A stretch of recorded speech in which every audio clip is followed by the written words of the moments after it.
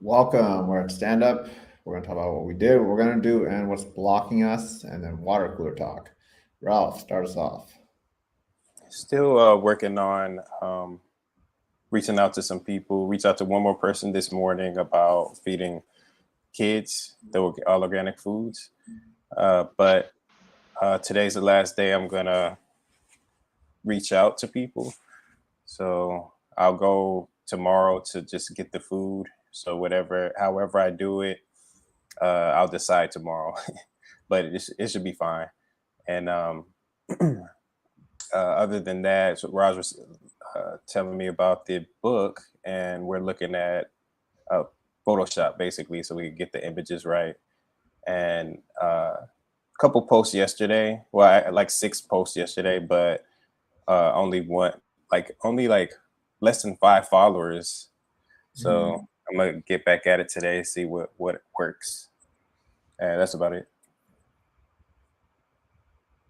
Yeah, I don't know, maybe homelessness is like people are like jaded by it.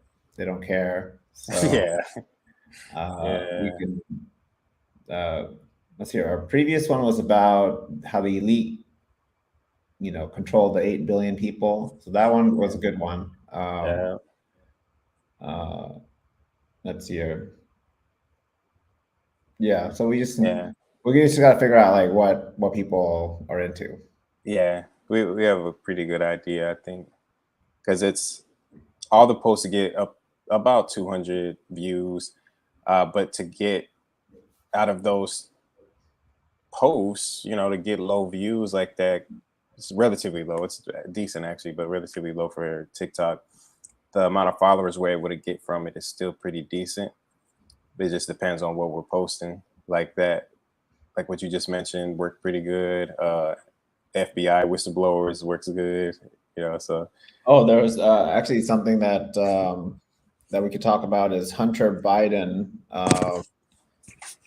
There was like a pretty much they packaged up all of his felonies, and he had a gun carrying charge and stuff, and they packaged it all together to give him like a misdemeanor or something.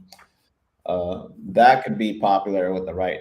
People on the right love Hunter Biden and talking about Hunter Biden, so that could be something we post. all right, yeah, Fede, On my side, I set up the signing with Slack. It's working now on nice. production. But yeah, now I need to like use that to like improve our sign up flow. So users don't need to enter their organization ID.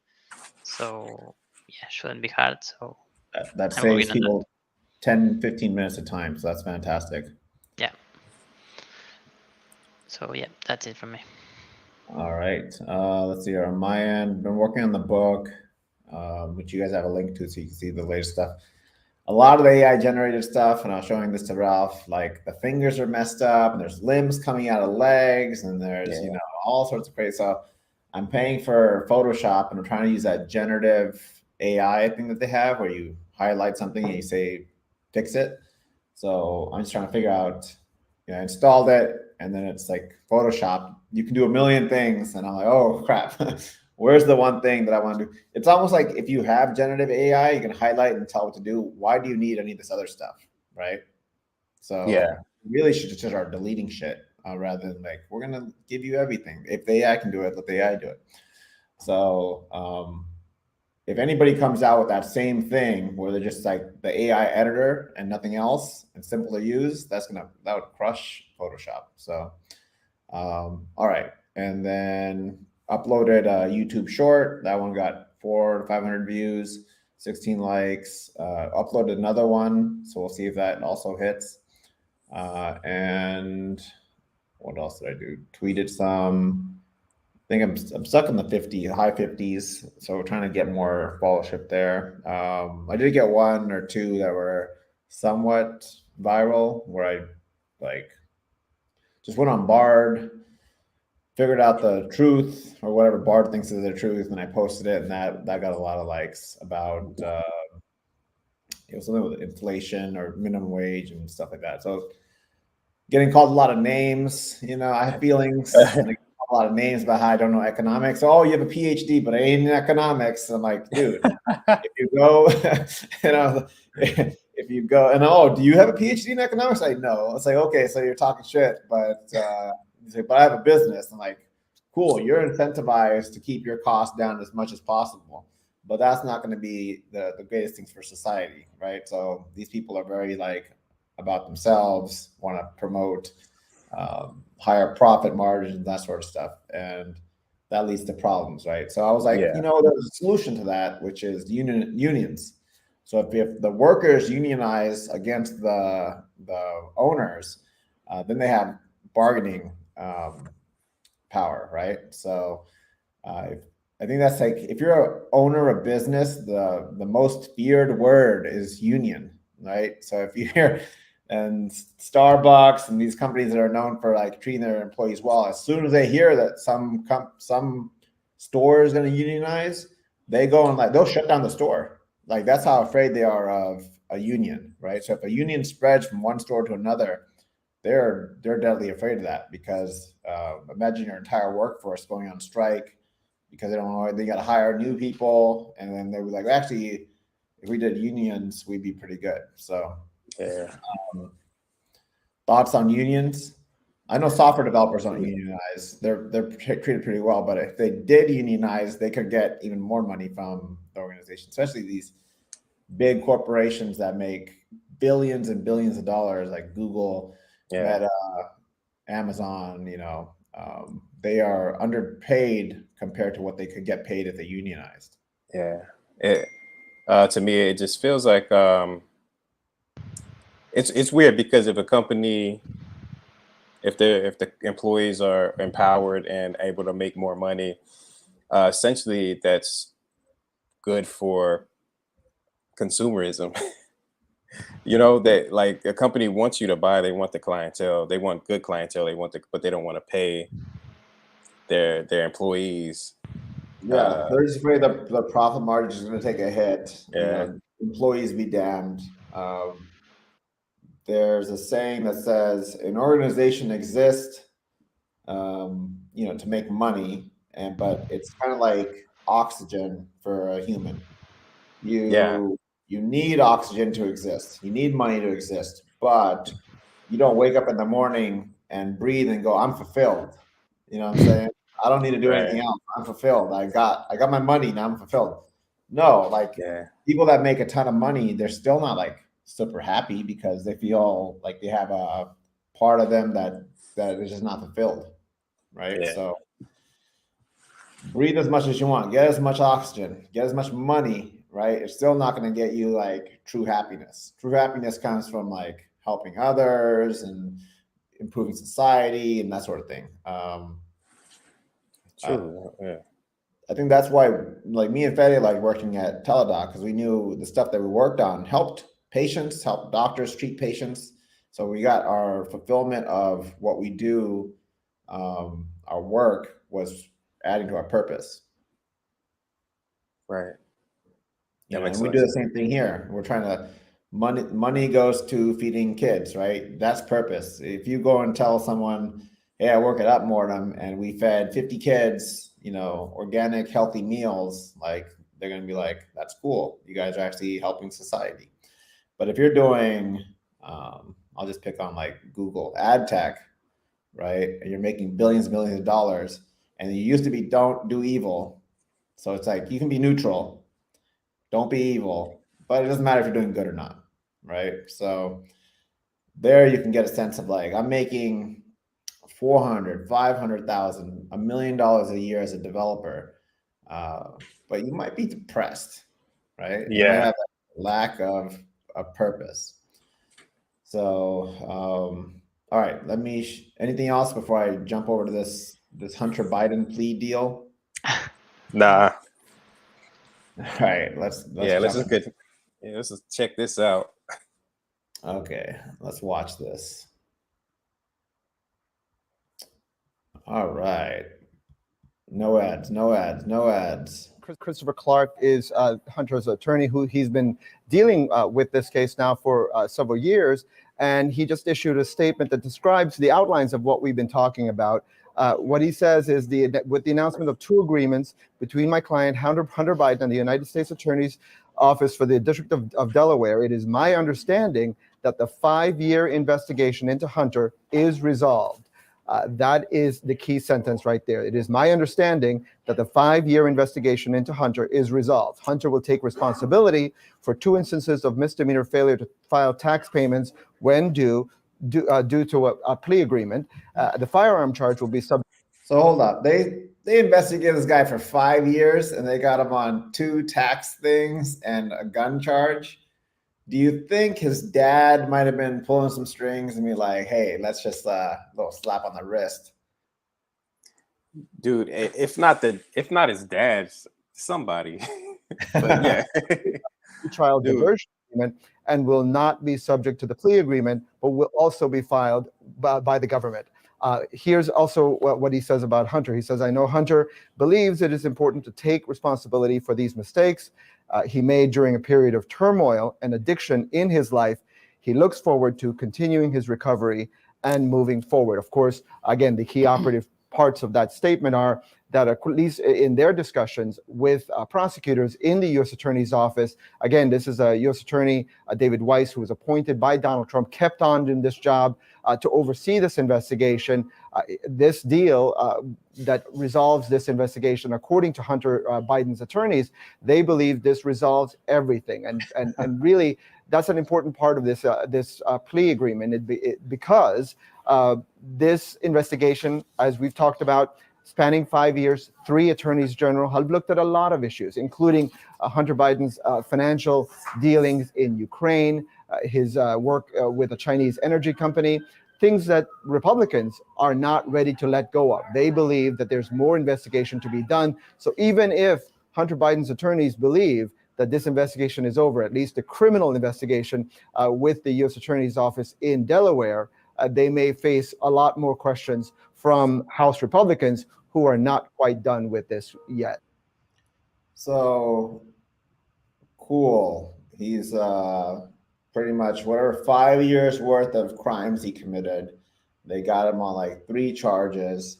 How much taxpayer dollars went into a 5-year investigation for the son of the president, and he's pretty much getting off scot-free, right? So there are charges of him getting bribery from like Ukraine and all this other stuff, but they got him on 2 tax evasion things and a gun charge.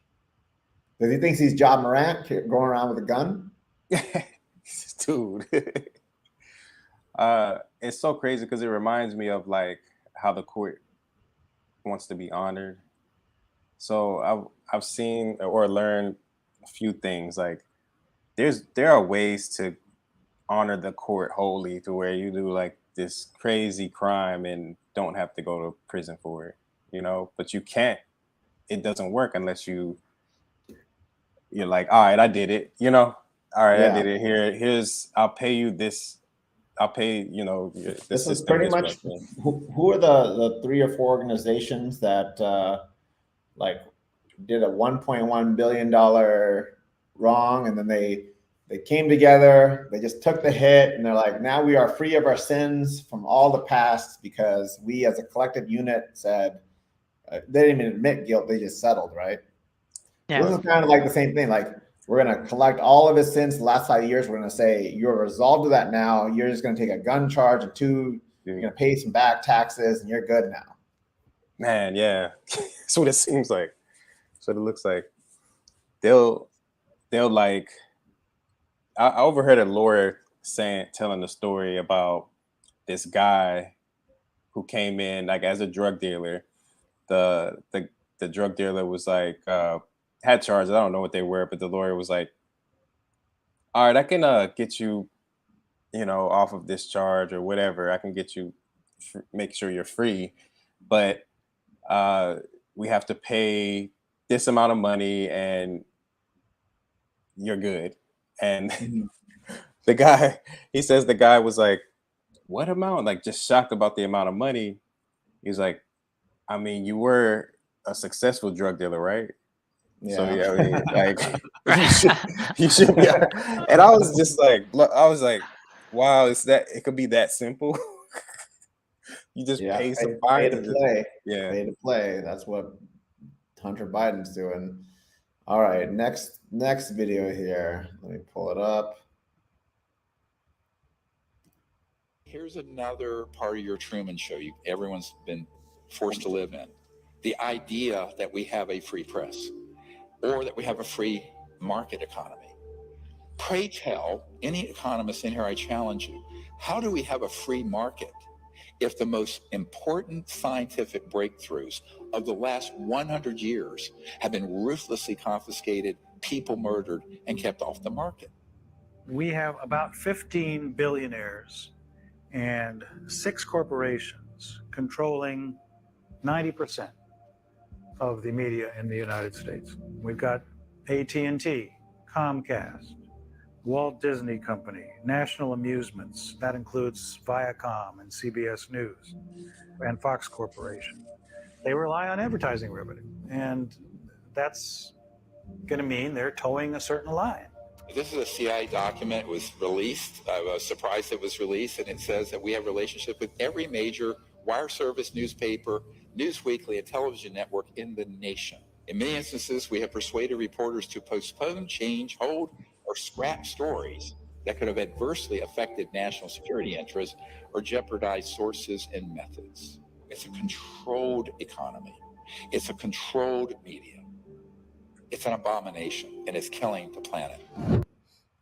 So cool, right? Yeah, cool. The media is this conglomerates, right? So it's big organizations that can control whatever narrative they want to do. They even control when we had the Hunter Biden story, right? Like it was very, we're going to report on it, and then they're not going to touch on it too much, right? They're just going to report on it and then never talk about it again, especially if you're on the left side. Now, if you're on the right side, you're probably Hunter Biden all day, right? Just going to be like talking about how, he's cheated the system, he's gotten out of it. So, all right, let's watch another video here. This one I thought was pretty good. Present, share screen. Kids these days are on prescription drugs, behavioral drugs. And that's changed a lot over the last couple of decades. How concerning is that? Extremely. And you want to have a reality check? Go to your public elementary school at lunchtime and get a pass from security and sit in a chair in the hall outside the nurse's office at lunchtime. The amount of kids that are lined up to take their meds is jaw-dropping. You think you know how bad this is? You have no idea. It is an epidemic of biblical proportions. How many kids are on psychoactive meds? It's a problem. Now, again, there's a legitimate thing going on here. There's a legitimate problem that these kids have with concentrating. They're not making it up, and it's not because of a bad educational system. These kids are not right in the head. Something needs to be done. Why aren't they right in the head? Because what do they have for breakfast? Margarine, Sunny D, sugar smacks, right? And then for lunch, skim milk and pizza, right? Loaded with gluten. They've never taken a vitamin supplement in their entire life. Their body is developing in an undernutrified state. And so guess what? Something's going to break. So they can't think straight. They can't concentrate. They're crazy. They're reacting. There's a medical doctor, one of the few medical doctors, MDs in the country that I respect. Her name is Doris Rapp, R-A-P-P. She did groundbreaking work on the relationship between the consumption of foods that children are allergic to. And I'm not talking about an immediate hypersensitivity reaction like you eat a peanut and your airways swell, right? This is a different type of an allergy. It's called a delayed hypersensitivity reaction mediated by immunoglobulin G in the human body. So you'll eat a food that you're allergic to, and 10 minutes later, these kids are going off the wall. Off of the wall. Their behavior is unbelievable. and it's uncontrollable, and it's not the kid's fault. It's a biochemical reaction that's happening in the body because they've just consumed unwittingly a food that they're allergic to. Doris Rapp was on the Phil Donahue show. Remember the Phil Sure, Donahue yeah. show? Great show, right? When she was on, they had more viewers than on any other episode in the Phil Donahue show. And this was back in the late 70s, early 80s, right? This was a big problem then. It's still a big problem now. And again, you must understand, right?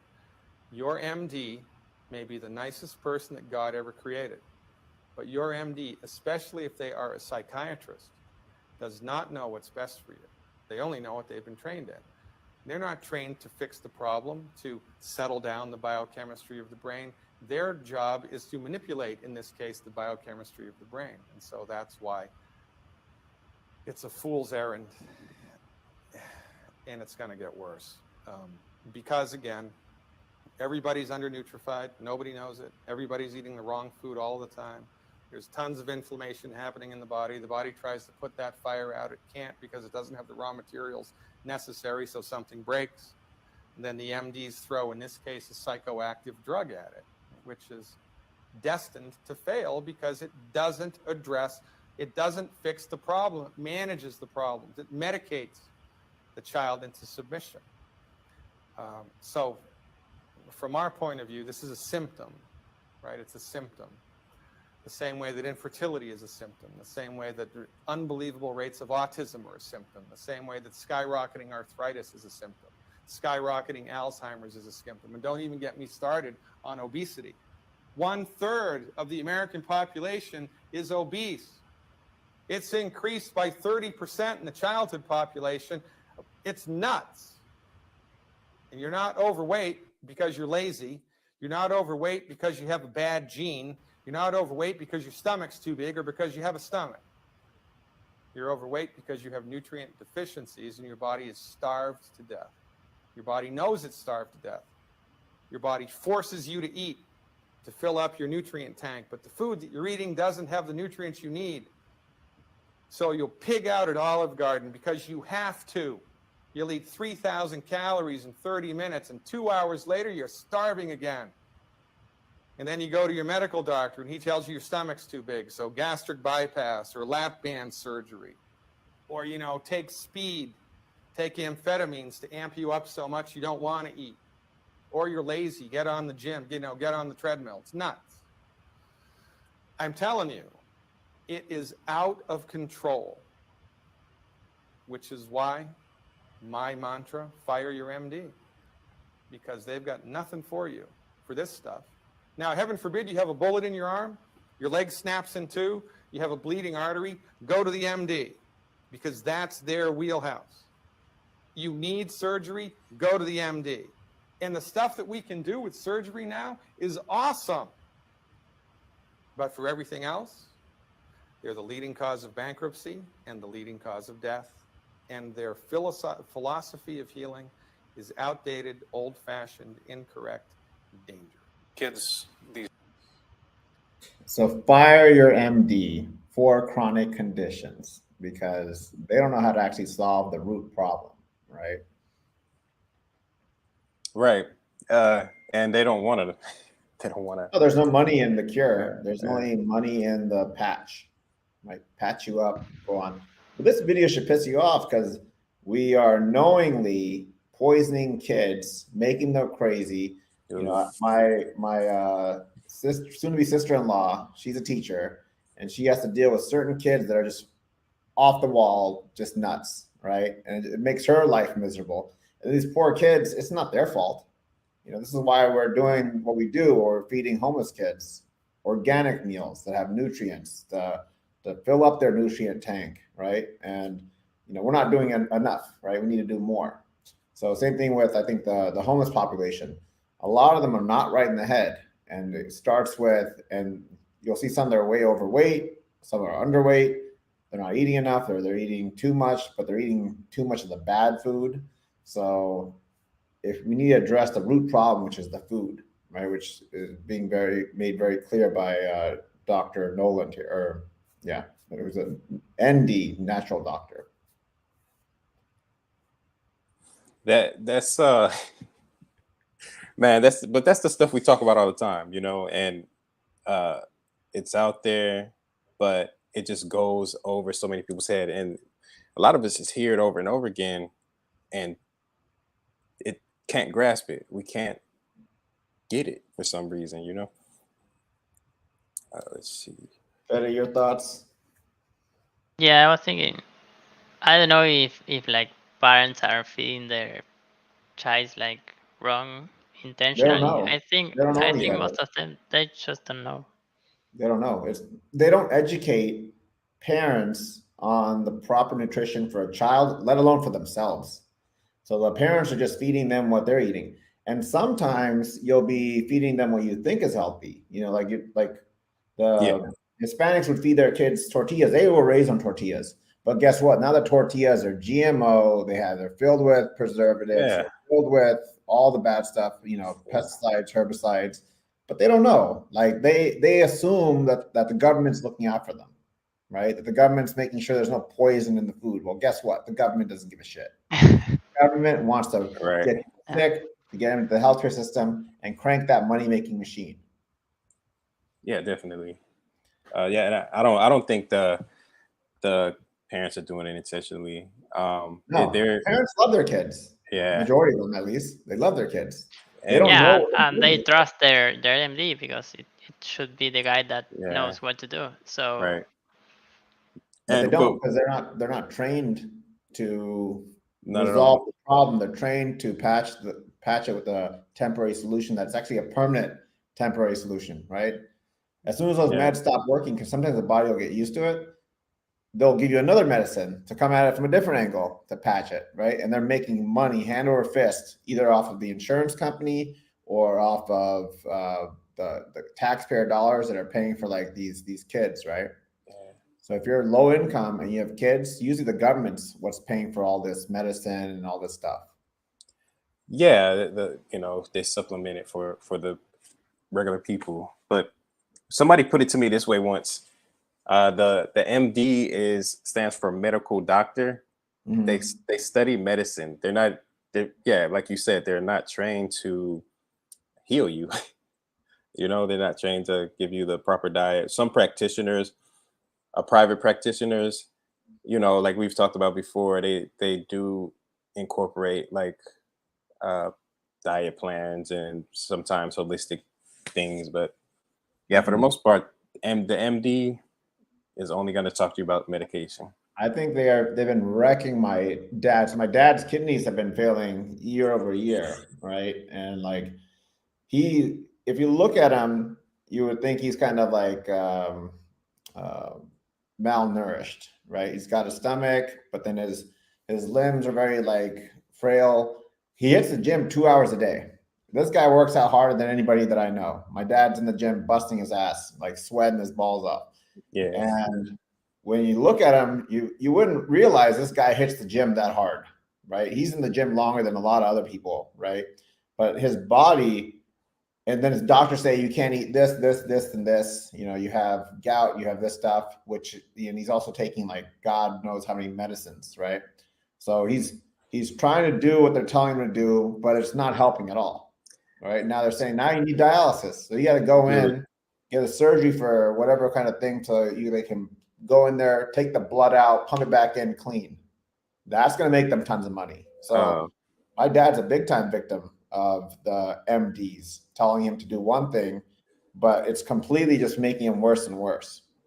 You know what that reminds me of? Like, I noticed even talking to my mom about some things, like she'll be like, yeah, the doctor's telling me to take this out of it. I start to realize the doctors tell you to take things out of your diet, but they don't tell you what to put in. Replace it with, yeah. Yeah. What do I lose when I stop eating beef? What do I lose when I stop eating this or that, right? Yeah. And they're like, no, you're fine. Just don't eat it. You're gonna be good. It's sad, man. It's sad, but nutrients needs to be. Oh, do you have a link for we have an affiliate link for the sea moss, the organic sea moss, which has a ton of nutrients. So I bought that for my dad, and I bought some herbs and stuff that can also help his kidneys replenish. Problem is, like Dr. Nolan was saying, like your body needs to have the building blocks to fix itself. The body can heal itself, right? Yeah. If you don't give it the building blocks, it's gonna take your muscle, it's gonna take away your bone, it's gonna try to tap it as much as possible. And so, and then it leads to like depression, all this other stuff, right? So yeah, which brand you remember? Or was it the whole Irish sea moss, or was it already? It was organic sea moss from Amazon. Okay, yeah, I'll put one of It was them like $25. Yeah, we'll have an affiliate link for anybody that's interested. Grab it in The now. problem is, like, I can't even get through to my dad because they're all brainwashed by the MDs. They're like, no, this doctor is super nice to me, right? They're looking out for me, and I can't even be like, no, dog. Like that doctor is trained to patch you, not fix you, not cure you. So I'll keep chipping away at him and be like, hey, you need to eat more. Like, Yeah. Great. But the amount he's been busting his ass for over a year, maybe 2 years, doing 1 to 2 hour workouts. You would think the weight would be gone by now, right? But he still has a stomach because his body doesn't have the nutrients to build. He needs to build muscle. Muscle, actually, each pound of muscle takes about 20 calories a day to run, to maintain. So if you pack on muscle, you'll start eating away your fat. Man, I wanted to send you the algae because they have a lot of plant protein in them. Mm-hmm. And if he's not getting the animal products like he used to, like he's probably short on vitamin B and protein. So like, and you can let him know, like spirulina, chlorella, they have like the plant protein and vitamin Bs. You have that link? I'll put it up. I just put the sea moss in there, and let me grab some algae. All right, let me share this next video while you're doing that. All right.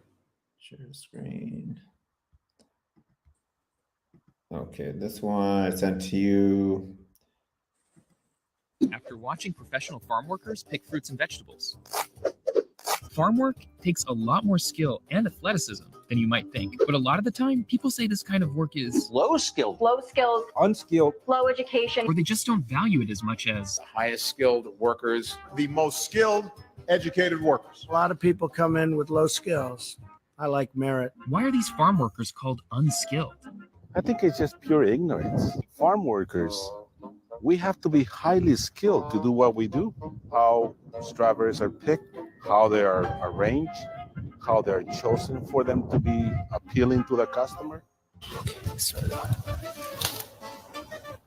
No good. You don't understand how delicate this is because the strawberry is fully intact, but because some of the leaves have been ripped off, this part is prone to spoilage now. The fact that they just like boom, boom, like do like 5 in one hand without shedding any of the leaves.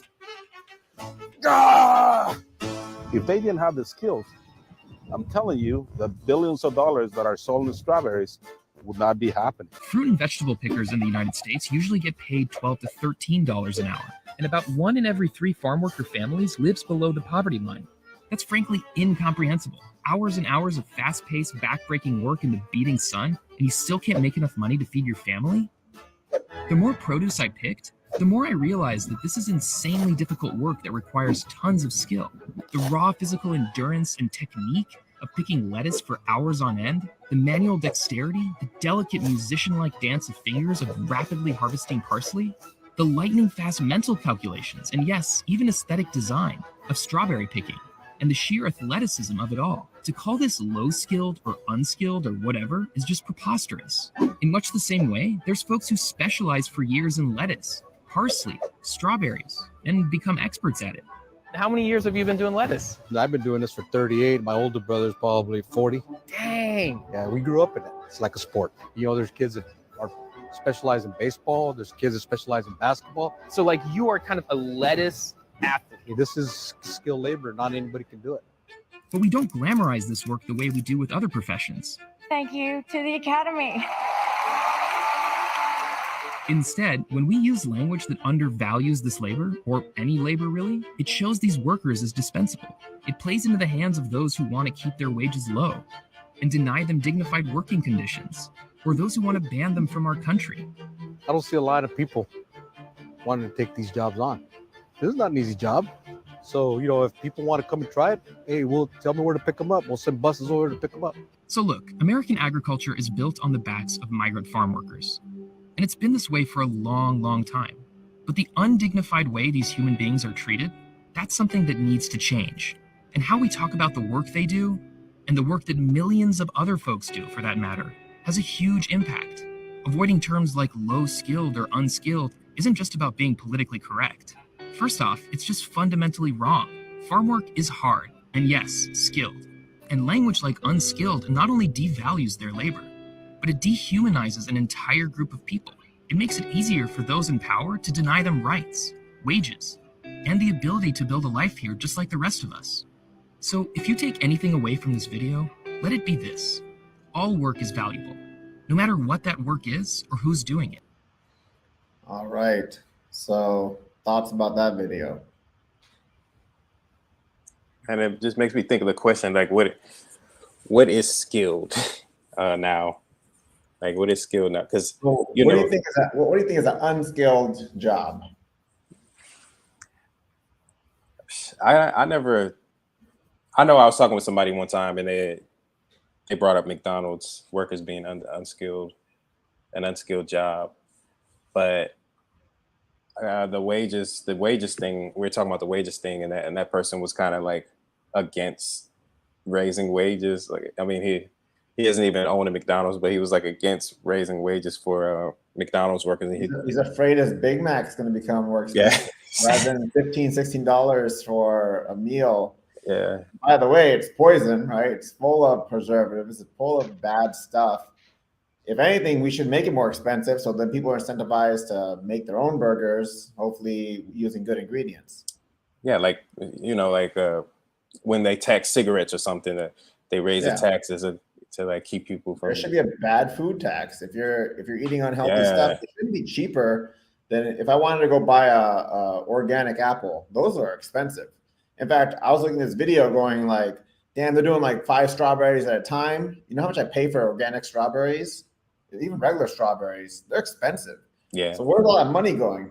You're saying you're only paying them 12 to 13 an hour. Within that 1 hour, they probably picked a ton of strawberries, right? Many packages. So they're generating a ton of revenue for the owners, but they're not getting it. So the first thing that the farm workers should do is probably unionize, right? Form packs, negotiate, that the fact that you're getting paid peanuts for super hard work. And guess what? Good luck replacing those people. Because Florida, you seen what happened in Florida? DeSantis did some really anti-immigration stuff. And the migrant workers are like, well, we're out of here. And now they're trying to replace them with like white people. Then white people try it out for a day and they're like, nah, dog, I'm good. I don't want to do this. Exactly, yeah. They're way slower, right? And they're also just like, they're not going to be down for working in the sun 8 to 12 hours a day, picking strawberries or whatever vegetables or fruit that they're working on. So one solution is they need to unionize, find a leader, come together, negotiate higher rates, because if you're not going to fight for higher rates, then the government's not going to help you. Government doesn't give a shit, right? So that's a common theme. The government doesn't give a shit. But I don't know there, but here, like most of the people who do that kind of work is like, outside of the system is like. That's how it is here. Yeah. Or even they are childs, because there's a lot of child labor related to like picking small things, and so a union can't do anything there because there's like it's illegal work. So. Yeah, but even if your employer is employing illegals, you don't have to do an official union. You can just say, hey, we band together and we say we want this much money. Otherwise, we're going to go to the other farm or another state and work. And so it's a negotiation tactic. You don't have to have an official union. You can just have like a under the table union. Yeah, but that doesn't work here. They can. So you are like a prisoner of your employee because. It's terrible, really. It's like you can't do it. Well, what's the alternative? Let's say you think that you're not gonna be able to get negotiation power, right? Because you think you're easily replaceable. Like that's not the case in the United States. They're not easily replaceable, as the video showed, right? If they have to replace the entire workforce, they're gonna get way slower. If they have to hire actual citizens, they're gonna have to pay a lot more, right? Because those people don't want to do the job in the first place. Like something private, independent. I mean, I think that's a good idea. You know. Well, and let's take the other side. If you are an owner, you own these farms, you got to go towards AI. You gotta automate away these jobs. They're tough. They're if you can find the workforce, great. But otherwise, here like Florida, where everybody's run away, you got to try bringing in machines to do this work. Automate away these jobs. Nobody wants to do them in the first place, right? Yeah, it is hard work. Yeah. So there's plenty of companies out there that are making these machines that will drive by, it will identify the perfect strawberry to pick, and it'll pick the strawberries perfectly. Okay, that's going to be cheaper than 12. The video we're watching had like a group of migrant workers or highly skilled workers going down the line picking strawberries, putting them into the packages and stuff. Going down the line. Now you can just replace that one machine and you're going to save a lot of money in the long run. Yeah, if you pay what you should be paying. But well, even at $12, $13 an hour times where we saw like 20 workers all at once, you're going to get your money back after a while. Those machines cost like $10,000. Maybe on the high end, they're $100,000. But over time, they'll at some point you won't really have an option, because if you're going to go and scare away all your immigrant workers and not pay them a decent wage, if there's some other option for them to take on. What's the other option? The other option is what is another option for an immigrant worker? Prostitute. That's even worse. You want to talk about hard work? Well, what are other solutions besides using AI, having the workers unionize for higher wages, having a better marketing campaign? Like this video is Hispanics TikTok, so they need to market more. Like this is hard work. We're underpaid. You guys need to support us. Yeah, I think proper representation. Yeah. Or if we're going to be by the book, we should crack down on these folks, right? They're illegals. They shouldn't be able to work and take the jobs that nobody wants, right? And then drive up the cost, and then make my strawberries $20 a package rather than $7 a package. So if we're going to be by the book, find them, deport them, and then see if you can find a replacement for them. They see value in them, but they call them low skilled. They see a lot of value in the workers that are outside of the system, immigrant, illegal, whatever you want to call it.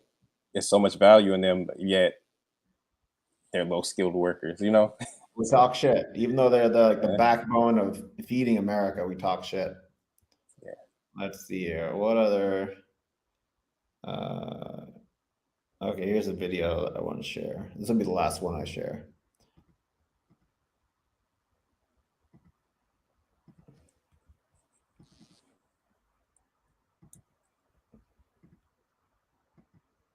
Here's a question. If there's not any, intervention by the aliens or the people, there is this power and there's people in control. If we don't fix this ourselves, is there going to be any kind of intervention from up there if we continue to destroy the earth as we are? Well, that's what I spoke to a moment ago. I think that there are two clocks ticking. One is operations within the constitutional government of the United States that are not going to put up with this any further. more than another 6 to 9 months. The other is the fact that these extraterrestrial civilizations cannot afford for this progression of technology being deployed against them. These have been much of it's been reverse engineered from the ET vehicles, right? And so at a certain point, where do they have to do something to protect other places? Because there's a universal principle of self-defense. So far, we've just been cruising along, getting away with this foolish and childish behavior. But I can't give you a timeline.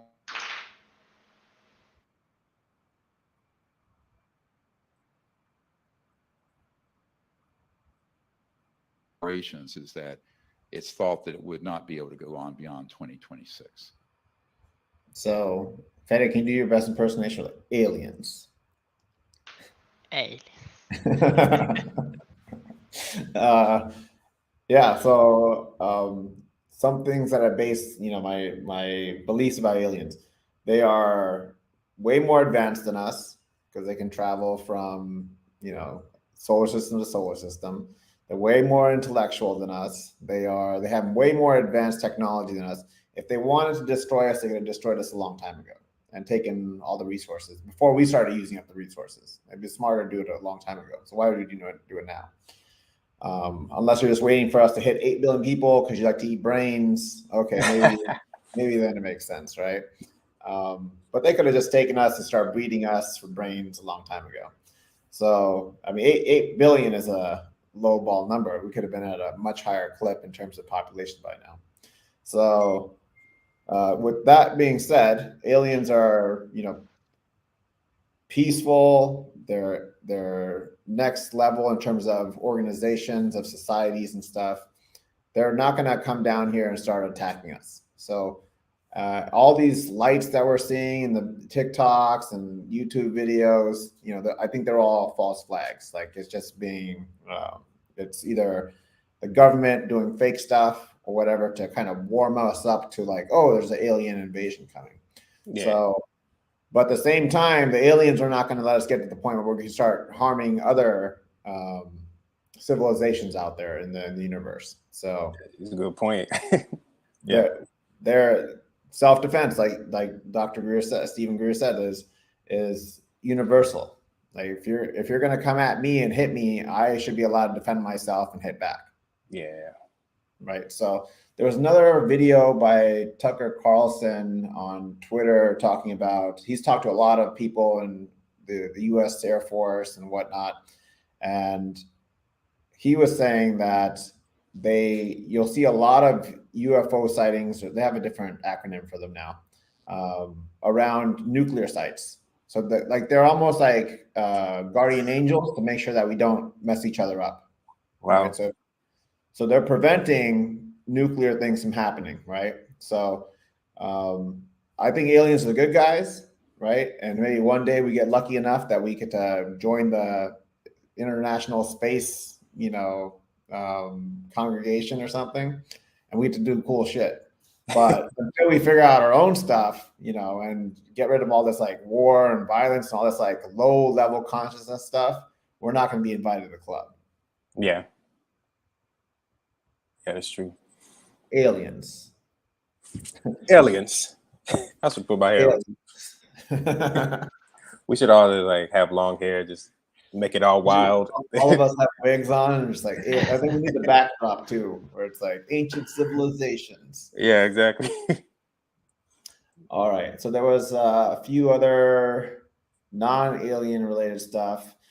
The UN adopted the world's first treaty to protect high seas and preserve marine biodiversity in international waters. So we've essentially militarized the UN to protect the waters. So that's cool. Hopefully they don't use it for bad, and they do use it for good. It'd be cool if they said, hey, we're going to go and clean up the garbage with those two big islands of garbage that we have in the Pacific. Like all the garbage goes there and swirls there. That's one of Alice's goals. She wants to go and clean up that. That's a large undertaking. The UN's released figures showing that a record 110 million people worldwide were forcibly displaced from their homes, with up to 19.1 million from the end of 2021. biggest ever increase since the records started in 1975. So a lot of it's because of displacement because of the Ukrainian war, Afghanis, refugees fleeing, fighting Sudan. So there's a lot of war and stuff going on where there's more of it going on now because more people are getting displaced. And they're just getting displaced in different parts of Europe, from what I'm reading here. And the other thing that was kind of caught my eye was Europe has been warming twice as fast as the global average since 1980, according to a report from the World Meteorological Organization. And let's see here. The report says that the record-breaking heat stress experienced in Europe last year with heat waves resulting indirectly in 16,000 excess deaths throughout the continent. It can be considered a one-off. It's going to happen more often. So if you have a broken air conditioner, you should probably get it fixed, get a fine tuning of it, and then crank that sucker all summer long. Yeah. Yeah, that's insane. Right. So what's funny is we're like, I was looking at some information. It's not really publicized much, but maybe like 1 or 2 years ago, no, around 2020, if I look up like solar flares, we're going into like a solar minimum dip to where the awakening, right? They're calling it the awakening. Like I don't know, but so it's like the shift in the sun, how it's going to affect Earth actually affects humans too, and so it's supposed to open up your consciousness and all that sort of stuff. But the powers that be are aware. So if you've ever seen like just random planes flying up and down with a stream of smoke, right? Like they're doing stuff to try to prevent that from happening. Yeah, and if you actually Google it now, solar minimum, everything just says no. We're not we're not entering a solar. Like I swear the charts and everything have reversed. Like, well, some of them are still the same ones are still out there, but like the more prominent articles are like experts saying we're not entering a solar minimum. But 2-3 years ago, it was pretty obvious. They had like the charts and everything. It just wasn't a publicized thing. It was even on NASA, like NASA's website. But I have to look more into it. But yeah, that's pretty interesting. But as far as the Earth is concerned, the Earth during the solar minimum is harder to regulate temperatures, like cold or hot, you know. So it will be really hot, you know, and that's part of the reason why, like, they started to change the global warming to climate change. Well, they use whatever is going to get more sensationalized, right? Yeah. If it's getting hot, it's global warming. If it's anything else, it's climate change, right? Exactly. And so this information is just not public, and we just focus on, in the media, we just focus on emissions, you know. But there's a change that was happening inevitably. I can see us not want to contribute more to it, you know. But it's just insane how like this information is really not public, probably because of the effect it has on humans, probably because there's a big awakening. A lot of people are just freeing their minds a little bit more, you know. So that's pretty interesting. The sun is a good thing. If you're getting sun, you're getting vitamin D. I always say, like, have you ever met a really tan person that was depressed? True. It's not that often, right? It's not that often you're getting really tan people that are depressed, right? Oh, look at me, I'm so tan, I'm so depressed. It's like a person you never seen an angry person eating ice cream. You're like, oh, I'm gonna kick your ass. And it's like you don't see that, right? Like certain things, like sun or somebody eating ice cream, they're not gonna be upset. They're not gonna be depressed. Yeah, true. Oh, I'm so All right, mad. On that note, go get some sun and some ice cream. And all right, guys. see you guys later. All right, Fede. All right, Raj. Hi, guys.